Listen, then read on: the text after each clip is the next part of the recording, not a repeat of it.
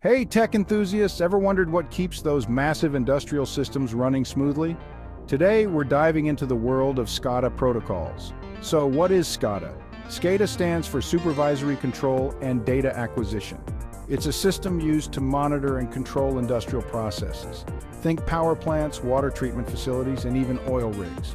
Imagine you're at a water treatment plant. You've got sensors, meters, and various devices all over the place. SCADA acts as the brain, collecting real-time data from these devices, analyzing it, and then giving commands to control systems. All of this happens seamlessly, ensuring everything runs efficiently and safely. Now let's break it down a bit. SCADA systems are made up of a few key components.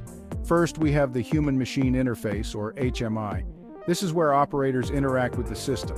Think of it like the dashboard of your car. Next, we have Remote Terminal Units, or RTUs, and Programmable Logic Controllers, or PLCs. These are the field devices gathering data from sensors and executing commands. All this data is sent to a central computer, which is where the SCADA software comes in. This software processes the data, displays it on the HMI, and triggers alarms if something goes wrong. Operators can then take action to fix issues before they become big problems. One of the coolest things about SCADA systems is their ability to integrate with other technologies. With advancements in IoT and AI, SCADA systems are becoming smarter, more efficient, and more secure. They can predict equipment failures, optimize operations, and even offer remote access. In a nutshell, SCADA protocols are the unsung heroes of the industrial world.